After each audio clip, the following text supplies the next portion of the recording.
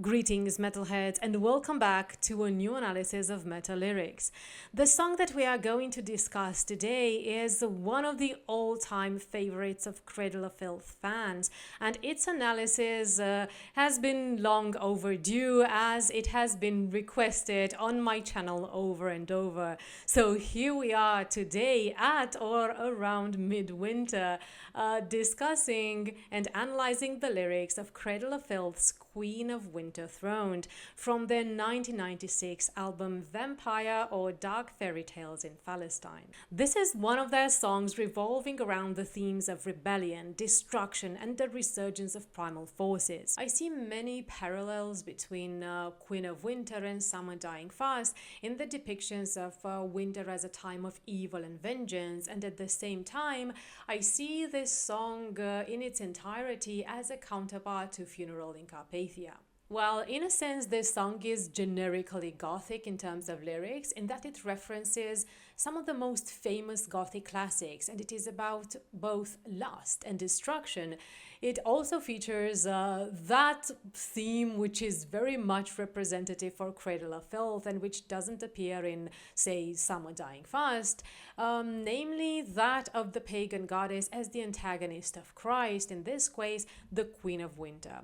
I love this recurring theme of Cradle of Filth, this female archetype that they created and which features heavily in their songs from the 1990s in particular. It's very clever and it's fascinating to see how they exploit it over the years and over a multitude of songs. So without further ado, let's listen to Queen of Winter Throned.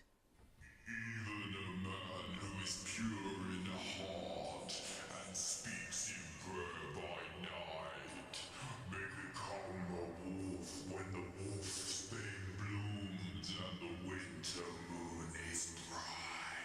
The opening lines are from the modern horror classic The Wolfman from 1941, a legend-like aphorism which highlights the idea that not even faith in God and moral purity can shield man from occult forces.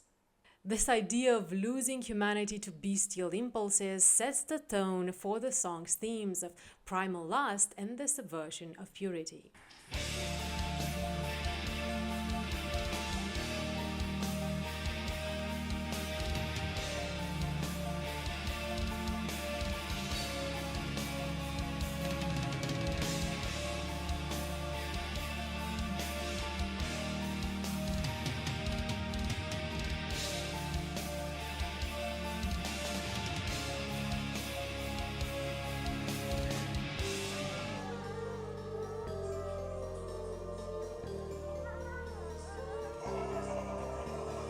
Listen to them, the children of the night. What sweet music they The exclamation of Count Dracula in Bram Stoker's 1897 novel when he hears wolves outside his castle windows is intoned in this song very theatrically, making us feel his fascination with the night and its creatures, of which he is, of course, a part of himself. We have two Gothic classics in one go, and both are wolf-themed, continuing this idea of the wild side of man unleashed.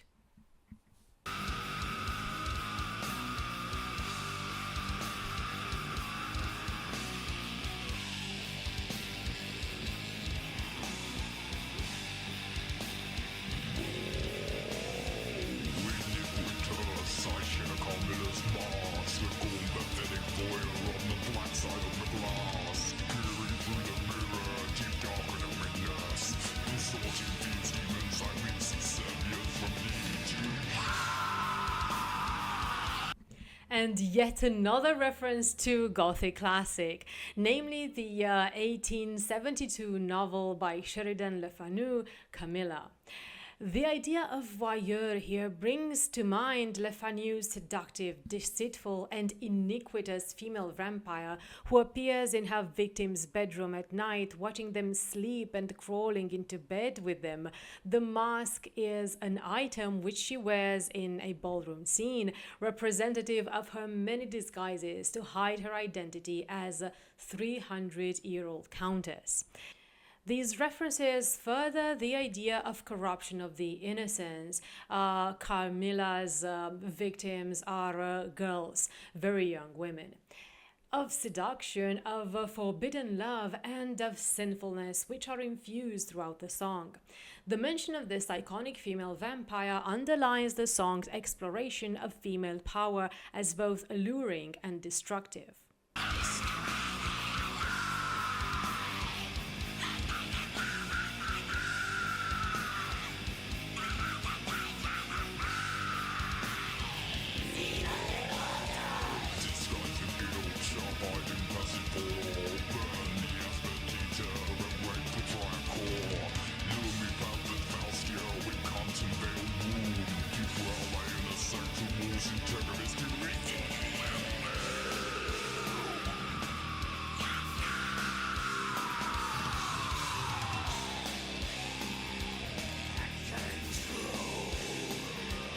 I talked before of this trope in Cradle of Filth's music of the female supernatural being and the male speaker who is her knight in a high Middle Ages courtly love fashion, the consort who fights for her and in return receives political and military power and enjoys her sexual company.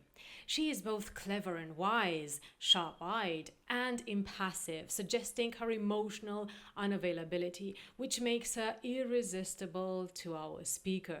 Presumably because what attracts him to her is this unequal relationship between them, the fact that she is superior to him as a goddess, and she can elevate him above his station. She is called a panthered Faustia, suggesting both predatory elegance and damnation in the Faust reference, and she lures him with mysterious nature and promises of sexual pleasures and the fulfillment of his desire for power. The burnt asafoetida and rank petrichor evoke the smells of a ritual, the first substance being called the devil's incense, with the history of being used to ward off evil, and the second being the smell after rain, which is here rank, so it is a foul rain, whereas Corinthian light evokes an image of decadence. Our speaker sees himself as a weapon of corruption, a snake in the Garden of Gethsemane, also metaphorically as it appears in the film The Last Temptation of Christ, which is perhaps referenced here, the last temptation being doubt and hopelessness and loss of faith. So our speaker is evil in mortal disguise. But who is he exactly? Take a look at what his ambition is. He wants to rule Târgoviște. And this is the Romanian town that used to be the capital of Wallachia, Țara Românească as it was called in Romanian, during the rule of Vlad Țepeș the Impaler. So this line places this dark male figure as Vlad Dracula himself during the early days of his rise to power.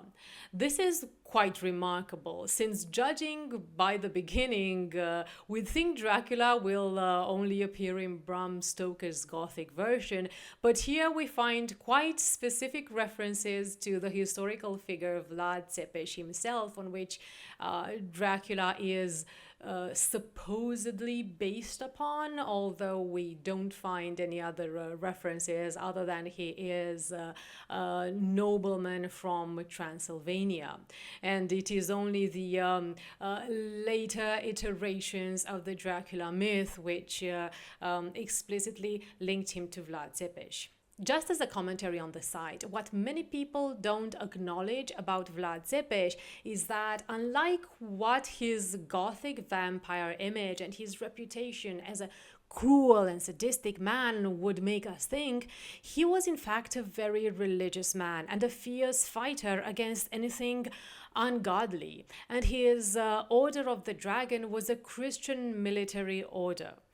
He still has many fans in Romania who deeply dislike his association with vampirism exactly because among his admirers he is a Christian icon. So this is one big difference between the Gothic version of Dracula and the historical one. So, evil in mortal disguise is definitely not how he would describe himself. Thus, like I said, I see this song as a counterpart to Funeral in Carpathia, where he is already the ruler of a kingdom which has succumbed to darkness. Seduction, my obsessive art. A pantheon of tragedies inscribed upon the stars. Like little ruin, guard around my heart. The carnal Cinderella desires midnight heart.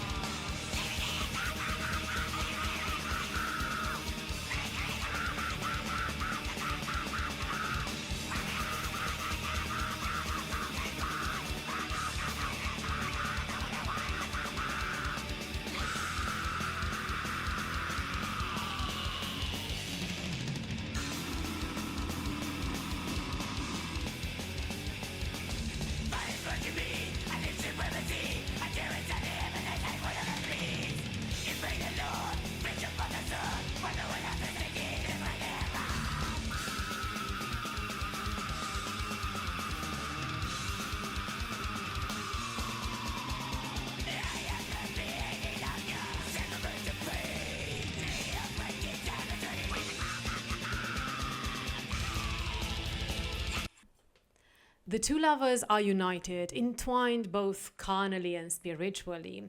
Her seduction has him at her whim, so she manipulated him through sexual desire, as her thorns are thrust in his heart, keeping him subservient, blind, and hanging from puppet wires. I love the idea of a bacchanal Cinderella. The virtuous and pure Cinderella transforms after midnight into a debauched seductress fond of revelries. Meanwhile, the male speaker feels in power, inflamed with the desire for power and influence, while he is amorously satisfied. What he needs now is to defeat his and his queen's rivals and elevate their positions in the new world they want to create. He feels so invincible that not even heaven could stand in his way, and he cuts through his enemies, impales them with great bloodthirst. The female figure, although divine in nature, is called here Countessa, as I assume she is his consort and he is a count, and she is the instigator of much of his cruelty.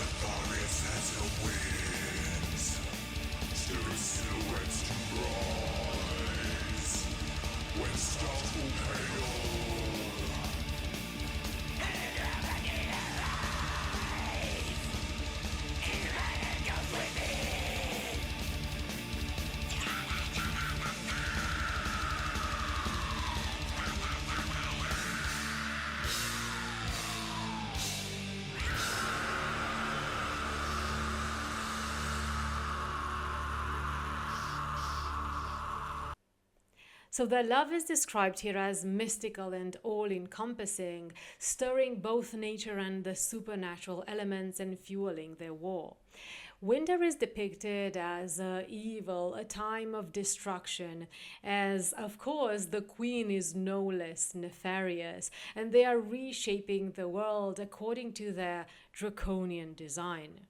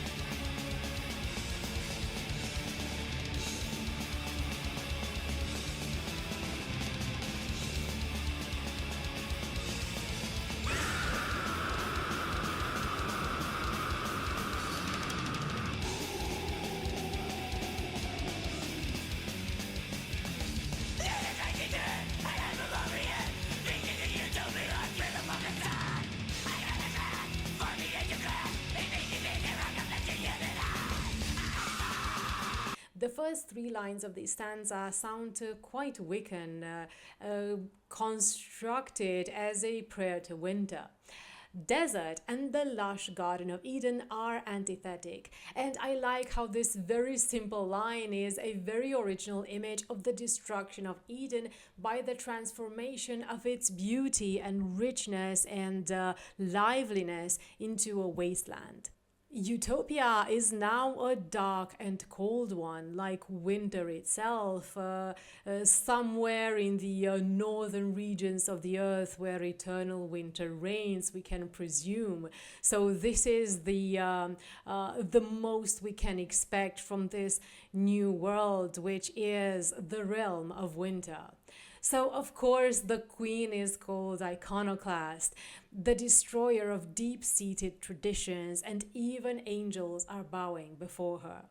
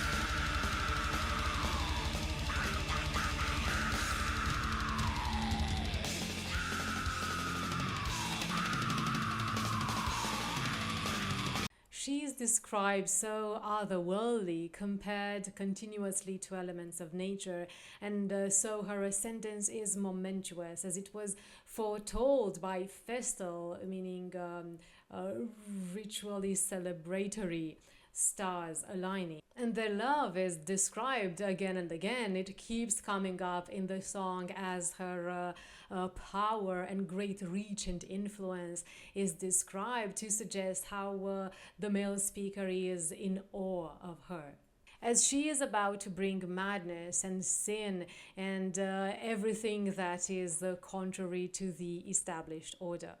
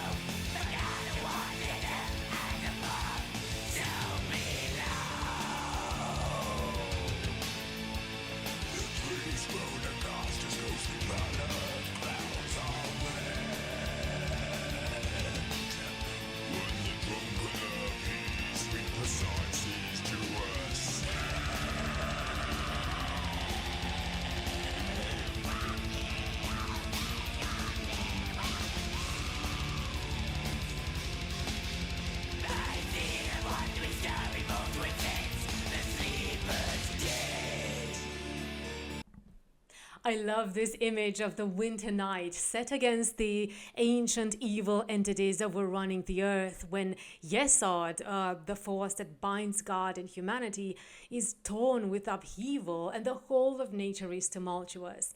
We have images of storms tearing the skies asunder and breaking trees, flooding the earth. The earth is drunk with rain, and evil, perhaps the goddess itself, since she is the one the lyrics are addressing here, is arising from the depths of Sheol and ascending to the sky. Nut is the personification of the starry sky from Egyptian mythology, but interestingly is appeared here spelled with an I, which references Aleister Crowley's writings and his representation of her as the Queen of Heaven. And I love so much this complex musicality, the layers upon layers of sound, and how we have segments which are completely different from all the rest of the song. And as we shall see further on, because this section has not ended, and I love it.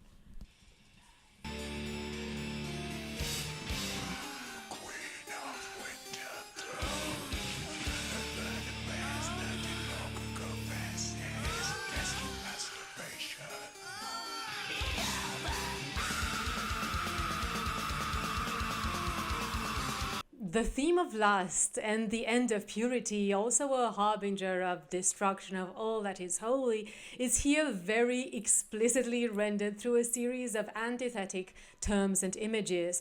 Caress and murderess, the image of the masturbating priestess of Vesta, the pagan Roman version of the masturbating nun of Cradle of Filth. So the ideal of purity toppled down by the beginning of our queen's reign.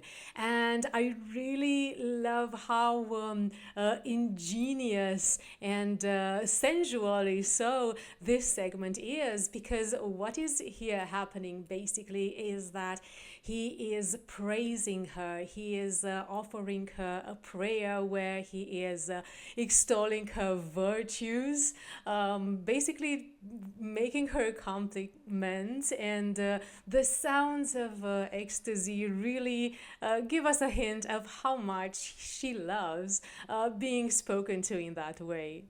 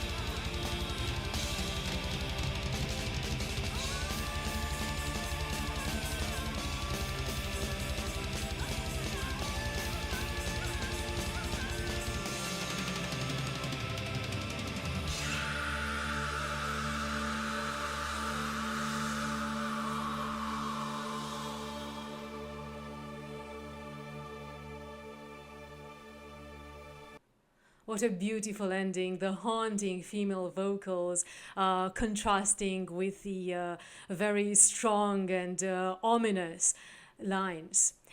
Again, carnal lust and bloodlust, these two are equated very often in this song.